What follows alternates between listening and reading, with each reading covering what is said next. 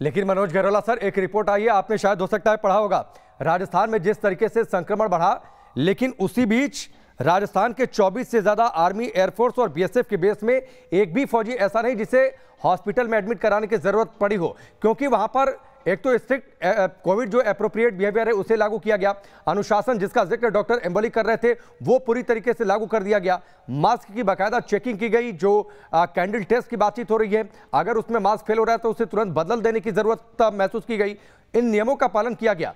तो क्या वाकई उतनी ही स्ट्रिक्टनेस की जरूरत है या फिर लॉकडाउन लगाना ही पड़ेगा? देखिए, ऐसा है कि डॉक्टर वली ने और डॉक्टर गर्ग ने अभी जो बात कही वो बात बिल्कुल ठीक है।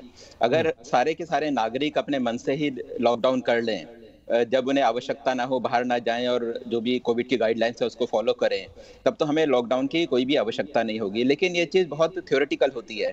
हम देखते हैं कि आम जीवन में ये चीज़ जनरली हो नहीं पाती है या फिर हर कोई इस चीज़ का पालन नहीं करता है, तो इसलिए लॉकडाउन लगाना ज़रूरी हो जाता है। अब इशू ये है कि हमें पूरा नेशनल लॉकडाउन चाहिए, जहाँ कोरोना का अभी संकट नहीं है वहाँ भी लगाएं, या रूरल एरिया में जिन स्टेट्स में कम है वहाँ लगाएं या वहाँ नहीं लगाएं, या फिर जैसा रिपोर्ट में था कि जहां पॉजिटिविटी रेट 10% से ज्यादा है वहीं लगना चाहिए। लेकिन लॉकडाउन आज की डेट में लगाना बहुत जरूरी है। लॉकडाउन से ये फायदा होता है कि एक तो हमें एक टाइम मिल जाता है कि हम अपने वैक्सीनेशन के ड्राइव को रैंप अप कर सकें, वैक्सीनेशन जो अभी हमें प्रोक्योर करना है हम उसे प्रोक्योर कर सकें, और दूसरी तरफ हमारा इंफ्रास्ट्रक्चर जो आज की डेट में बहुत खराब हालत में है उस इंफ्रास्ट्रक्चर को भी हम इम्प्रूव कर सकें। लॉकडाउन के फेवर में आपको ध्यान होगा कि जब लॉकडाउन लगा था उसका बहुत क्रिटिसिज्म हुआ था कि इसका बहुत ही मेजर इकोनॉमिक इम्पैक्ट है। तो उस लॉकडाउन के जस्टिफिकेशन में जो इकोनॉमिक सर्वे जो प्रेजेंट किया गया था जनवरी में, उसमें बहुत इंटरेस्टिंग चीज बोली थी। तो उसने लॉकडाउन के लिए को जो जस्टिफाई किया था उसमें उसने क्या लिखा था? उसमें लिखा था कि an early intense lockdown provided a win win strategy to save lives and preserve livelihood. तो अगर आप देखें तो ये एक बहुत फोर्सफुली जस्टिफाई करता है कि लॉकडाउन क्यों होना चाहिए, और वही चीज आज की डेट में भी जस्टिफाइड है। आज की डेट में हमने देखा कि भारत सरकार लॉकडाउन लगाने में हिचक रही है, क्योंकि जो क्रिटिसिज्म हुआ था सरकार चाहती नहीं कि वो वाला क्रिटिसिज्म दोबारा से हो।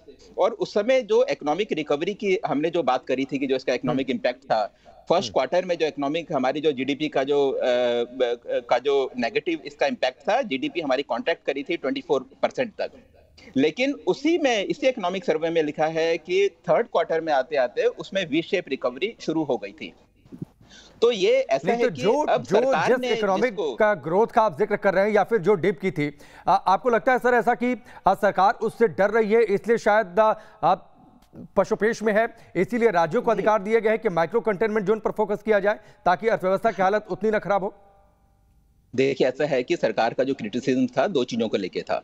पहली चीज तो ये थी कि जो भी हमारा कि जो इकोनॉमिक स्लो डाउन था, और दूसरा जो माइग्रेंट वर्कर था, माइग्रेंट वर्कर की जो हालत थी, लोगों ने कहा कि भाई ये लॉकडाउन है, लॉकडाउन क्योंकि सरकार ने लगाया है, सेंट्रल गवर्नमेंट ने, इसलिए सेंट्रल गवर्नमेंट की जिम्मेवारी है।